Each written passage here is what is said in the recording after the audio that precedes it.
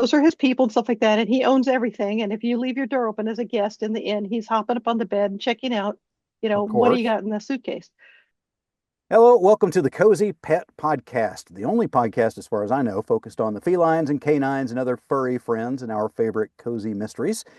I'm your host, Chris Abernathy, and it is my great pleasure today to welcome USA Today bestselling author Carolyn L Dean to the podcast to tell us about Oscar and Benson from your Ravenwood Cove Cozy Mystery Series. Hello, Carolyn.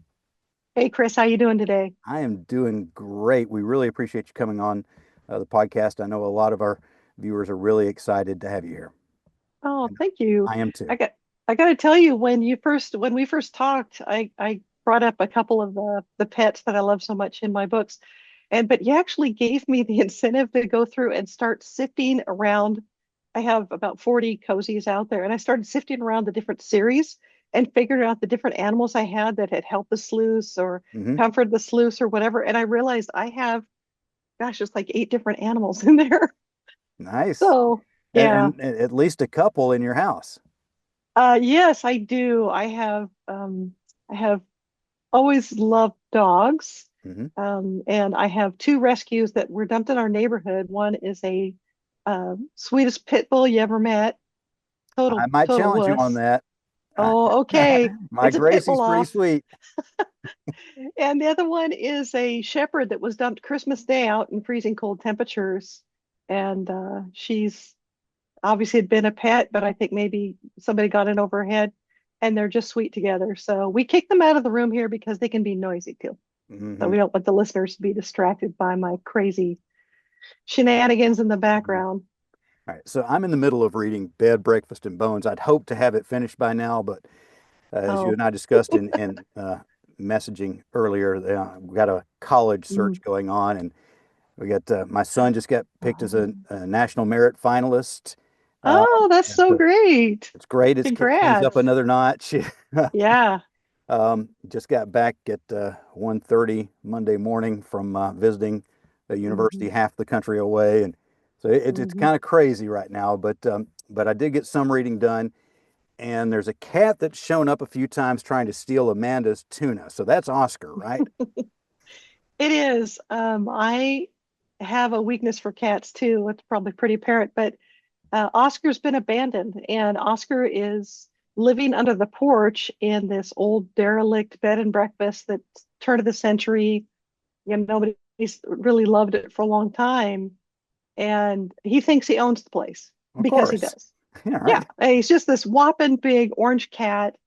If you read my books, you probably people figure out that I'm pretty sentimental about my pets. A lot of them represent a pet that maybe I've lost or have had and loved in the background. And Oscar was straight out of reality, that he was just this big attitude. Okay, you adopted a dog, but I'm still in charge, sort of a cat. And he's incredibly devoted to the family, even when later on there's a whole series. Bed, Breakfast, and Bones is the first in, let's see, I think I have 19 books out in this series right now.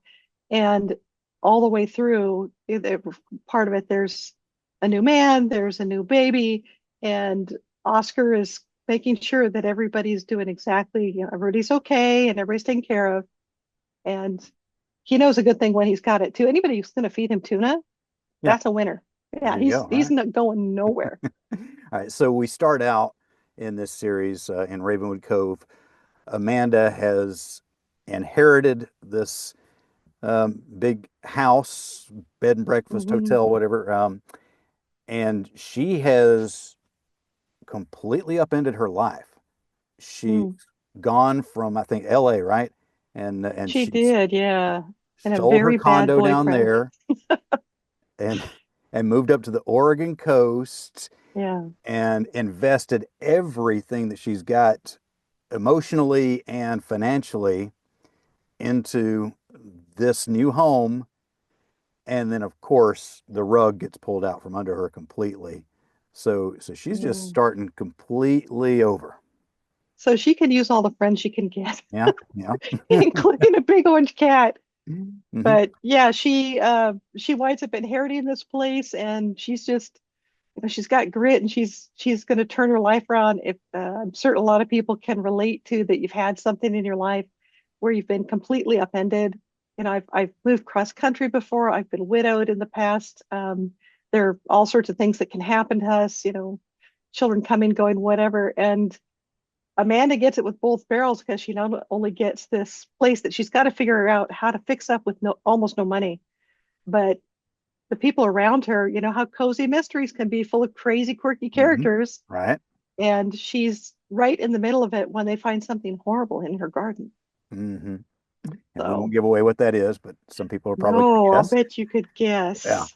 And of course, there are, a few 100,000 people that already know the answer from reading your books. Uh, Yeah, I was just so excited when I saw on Kindle Unlimited that I had reached 1 million page reads. I don't think I'd ever had 1 million of yeah, anything before in my life, but you've had, I'm certain, 1 million books read. I have. Um, Actually, I have over 1 million in circulation right now. that is awesome. Congratulations. Thank you. I can't even believe it. When I started, Bed, Breakfast, and Bones was the first cozy I wrote, and I wrote it because I had started writing all sorts of. I've always written, but I wanted something that kind of had my voice in it, which is sentimental and old fashioned. And I love reading cozies. I Mhm. love reading mysteries. And so that was where things started to kind of take off for me as an author. And I ruthlessly used Ravenwood Cove, this whole world that I had built for myself with the people and such, that since I am so sentimental, I have tidbits in there of pets that I've lost or people even that I've lost. My late husband's 64 Impala was in there. And it's not, hopefully people don't think that's creepy to have something just live on in fiction, because I can get in my head and go, oh boy, this does sound a little demented, doesn't it? But I can still experience them and have that continue there where I don't. Uh, it's kind of my little lockbox Yeah. of happiness. So even if people, but they're bad people. Bad people die. So Uh, I appreciate that. I know in a lot of cozy mysteries, you you shy away from anything of any substance, it seems, in some, and they just, mm, we're just going to have cupcakes and fun, and there's absolutely nothing wrong with that. A lot of people have a lot of stuff going on in their lives, yeah, and they want an escape. They want just that pure, frill and fun, with and knowing that they're not going to encounter anything that brings up deep emotions. Um, yeah, so that's absolutely great. But I'm kind of on the side with you there, where, and I think it may have affected my how my books were initially received. I start off. mm, You mentioned you were widowed, and the main character in my series, right at the mm. very beginning, she's just lost her husband of 40 years. Oh yeah, So a lot of cozy readers are going to look at that.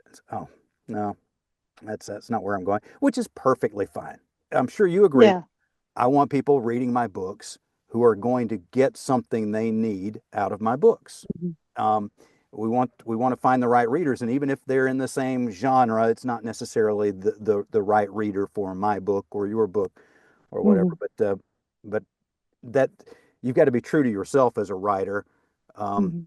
and if you've got a need to express something a little bit more sentimental, that's where it goes. It's been the biggest, there's always surprising when you're going through any process as an author, because you hopefully learn to get better and you learn more about the characters if you're writing a series. But actually, one of the things that surprised me the most is the readers, because cozy readers, I'm just going to say it, they're the best in the world. The people are amazing.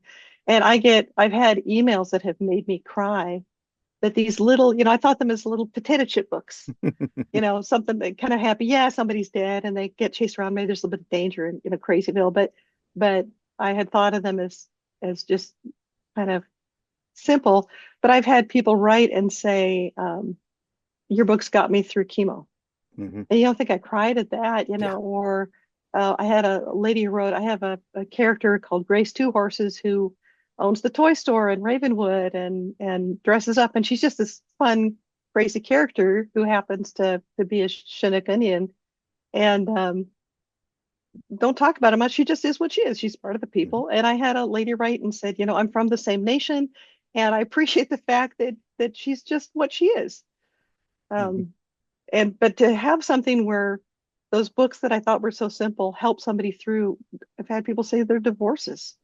Mhm. I've had one of my series, The Brightwater Bay, which also has another little dog in it.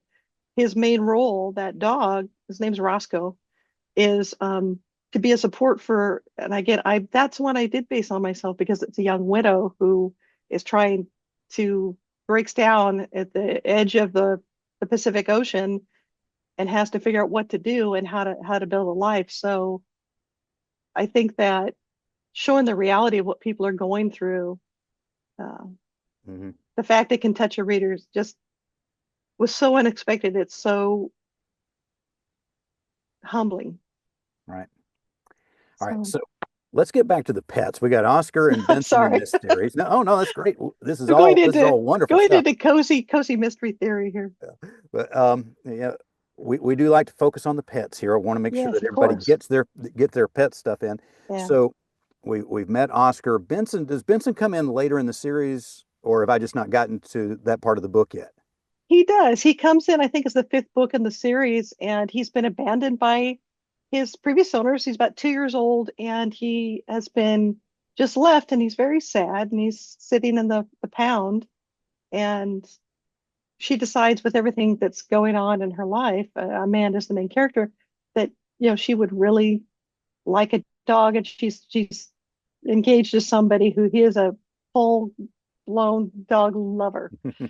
And so they get Benson and think he's just going to be this sweet yellow lab. Yellow labs are just calm and such like that. And anybody who's adopted a dog or a cat or a goldfish will know it could be something you don't expect. So Mhm. he's a good character. And he actually saves her at one point.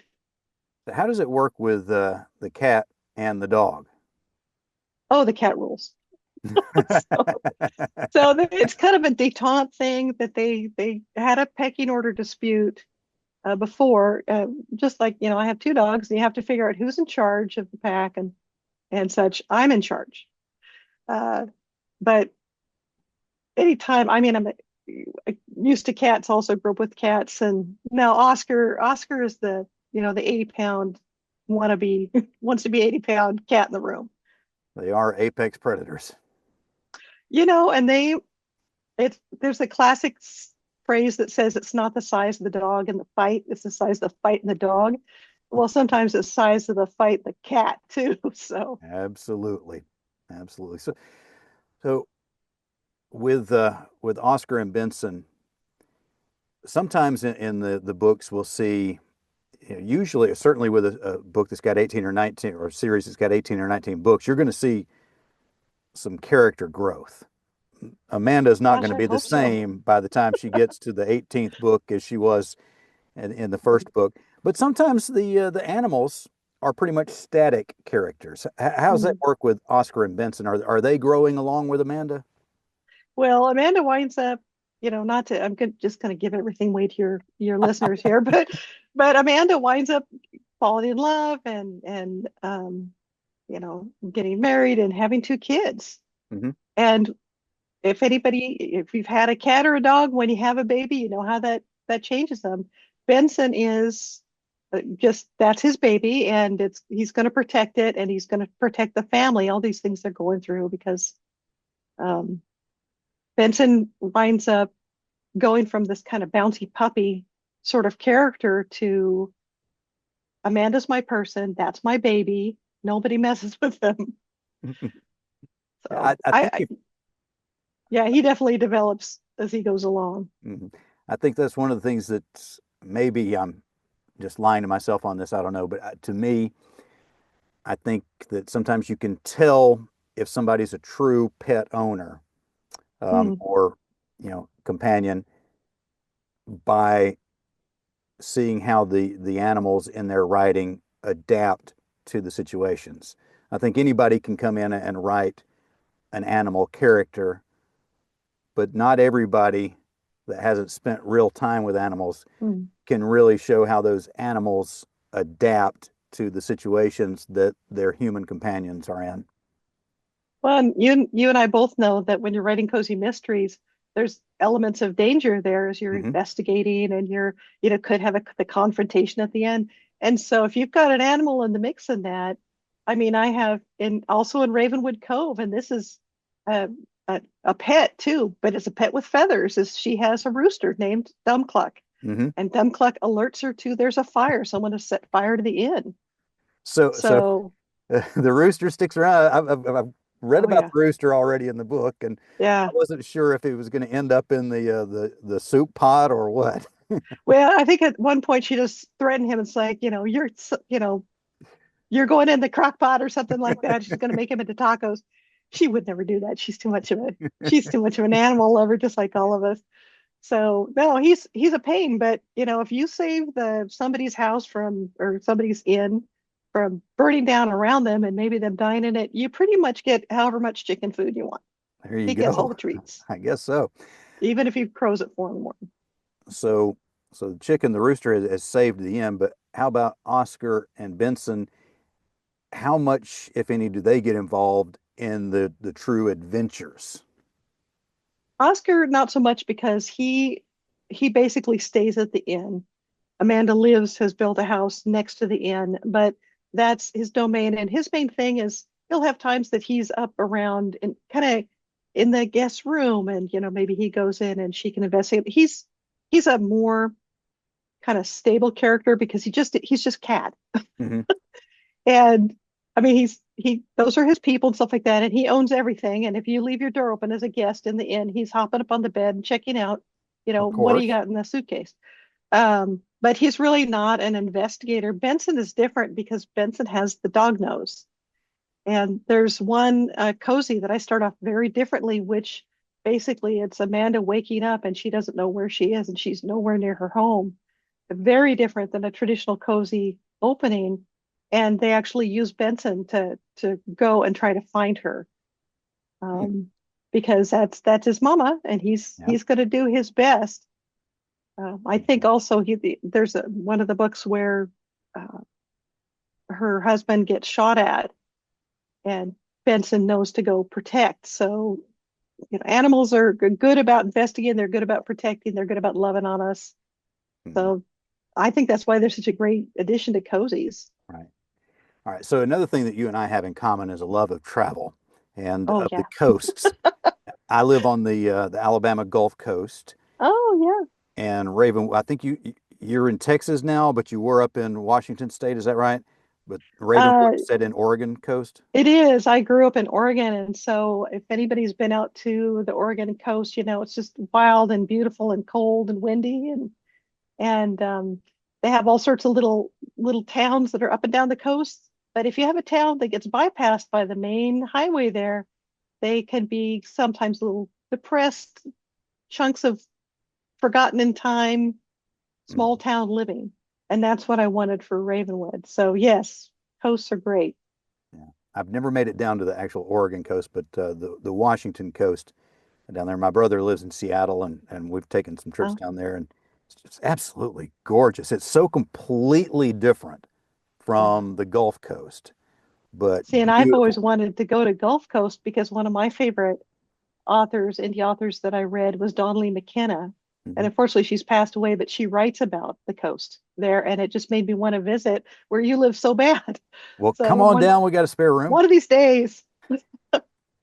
It is beautiful down here. We're extremely fortunate, but like to go off and visit other places. I see you've got one of your books in your World Traveler Mysteries series is set in Scotland. I'll be heading there in April for another visit. Oh, Yeah, so that's wonderful. my.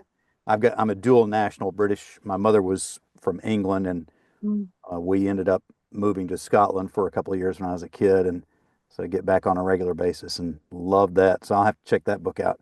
Well, hopefully I did it justice because I have to admit that was one normally with my books for the world travel books, someplace I've been. I think that's the only one. I've been in England several times. I didn't get across the border into Scotland. So, but I Oh, was like, I really wanted to write about it. My sister is an Irish citizen and hmm. lives in Ireland. So maybe I'll go visit her and write a book about that someday too. You need to go do that. Yep, get up into the Highlands in Scotland, and I you'll fall in do. love My with that. I'm from the Johnstone clan, so Okay. I fit right in. All right. So your other series that you've got the World Traveler Mysteries, which we were just talking Mhm. about. You've got the Brightwater Bay Cozy Mystery Series, and the period when the Jazz and Gin Cozy Mystery Series. That was really fun to do. It's a 1920s female detective flapper. Now that one really doesn't have, it's a short little thing too, because I wrote it for a while. I enjoyed it. I was off to other Mhm. adventures in my writing. Um, it was fun for the characters, but I didn't really get to do much with animals at all on that, Mhm. unfortunately. Nothing that, you know, was a true character there. Mhm. What other you said you'd gone back and looked at your other characters. What other animal characters do you have in your series? Oh, well, the World Traveler one, I like little French bulldogs. They're just Mhm. interesting little critters, aren't Yeah. they? And there's in the very first one of the World Travel series, she's in Provence. And she winds up meeting a little guy named Orly, who's a runt and getting picked on by the other dogs at the estate. And Orly has the bulldog attitude though, and when push comes to shove, he goes after the bad guy's Achilles tendon. I mean, he's a little biscuit. He's this big, but he is that's going to be her dog that winds up that he's a character in the rest of the books because he travels with her. I think he winds up in Italy. He winds up in Belgium. Oh, let me think where else. I don't think he doesn't make it to Belize because he would have had to have a cross country flight on that, so he had to stay home. Yeah. Any in the Scotland book, any Heelan Coo? Uh, no coup. I should have put a coup in there, or a whole flock of coup. Yeah, those, I just want to, I know they probably don't smell like that, but I just want to go like this to them because they look so petable. Yeah, they They're so are cute. extremely petable. On our trip spring last year, we went over and my wife fed a couple of the cows. For anybody that Oh, does Highland cows, oh, I Heelan. have coup envy. So when you get over there, because you got to go, Oh, um, I'll go. drive through the Highlands, and you'll find this particular place. They had a little cafe with a couple of the coos out there that Oh, you know pay them a perfect. little bit to go out there with some food that they provide, and you can feed them. Now, are you gonna wind up writing about Scotland cozies? I've got to make that decision very soon. I've got to start writing my Oh, next series, and yeah, I've got to. It's hard, so hard deciding, isn't it? Because you've got so many it great is. ideas. I'm starting a new one too. So one of my ideas that I've been holding on to before I even started writing the Detective Whiskers series is set in the little village where we have our house over there. Um, Hmm. and it's just a cute little village on the end of Loch Ness. Uh, Oh my gosh. and How amazing. it's got a Gothic structure there right on the water that when I lived there as a kid was a boarding school run by Benedictine monks. Oh yeah. But it's from centuries ago and just an amazing building Oh, right I'd love there to on. see that. And I got to stay in it um, for a week while our house was being worked on because we had a water leak in the ceiling. Oh, And I say our house, my dad's house. I don't own it. Maybe one hmm, day I will, but hopefully not too soon. Um, of course. but anyway, so it's just you got the Caledonian Canal splitting the village, Oh, and I'd read that all day, Chris. Do ah, it. Do it. I've got to. But then, some people saying we want more Detective Whiskers. Yeah. How do you can't do everything, can you? No, no, it's hard. And there are things there, some of the series where I've kind of wrapped them up and but I keep going back and thinking about, oh, wouldn't it be fun? You see them, you get inspired by encountering somebody or seeing reading another book or seeing something on TV or having an interaction with your animal and you're like, oh, that needs to be somewhere in a book. So I was going So to ask you about that. So with Ravenwood, is that series wrapped, or are you still no. coming up with more? So I actually the last one I did in there, I wanted to do a sweet little Christmas romance, which is really different than cozies. And of course, what happened when I started writing it, it wound up having a mystery element too, because that's what I like, and I like to Mhm. write it. But so I started a new sub-series called the Kiss series. It's a kiss a miss, a kiss apart, a kiss at last. And they're going to be mysteries that are set in Ravenwood. And then also some of the characters, the families are so established. I mean, Mhm. anytime you've got that many in a series, this family has three sons, two of them unmarried. What could possibly happen? Mhm. So, and you have the favorite character everybody loves is Mrs. Granger's 90 plus years old. She's never going to die because she's just too Mhm. ornery. And she's got her own prequel book just because you could, when you're, you know what it is, you have your Mhm. Mr. Whiskers series that you get to know the characters and you kind of want to go back and visit them, don't you? Right. And you can wrap up a series or pause a series and go explore different parts of the town or different characters' lives and stuff. Yeah. That's fun to do as well. So that's part of my math that I'm working on right now, how to handle that. Do I want to, because I've wrapped up my series. I did it, you talking about the Christmas thing, and mine was Christmas movie mystery. So I got a Hallmark Christmas movie with a Oh, fun. murder mystery in there. Uh, Oh, love it. yeah. Not Hallmark because I don't want to get sued, but a cable TV movie mystery. Something. Yeah. Well, and also what happens is I had like the Brightwater Bay. I love that series, and I wrapped it up on the only book that I wrote that made me cry. Mm, But I've had a couple people write and say, when's the next one coming out? And that's really hard when you have people who have gotten to like the characters and know the town and kind of wonder what's the character's next step. You know, Roscoe, the little dog, what's going to happen with him and his mistress. So I may wind up writing some more on that one too, because I really enjoyed it. Has anybody else done it? Have you had, this hasn't happened to me, Hmm. but you've been around and written enough and have been read enough that maybe it's happened to you. Do you have any fan fiction out there where some of your readers have written their own stories with your characters? Not that they confess to me. So Obviously, if they sell that, that's a problem. But some yeah, people no, just like to do that, and they go in and say, "Well, I'm going to write a story about set in this village or whatever." But that hasn't happened that you know of yet. not Maybe that you can I give know somebody of. an And idea. what an interesting question that is, Chris, because I think I would just be blown away that somebody would actually do that. Mhm. So It would be a compliment, but a weird compliment. yeah, yeah, I've done fan fiction for other things but I've kind of done it for my own, years Mhm. ago they wrapped up a series stupidly, I thought, and I wanted to finish it off.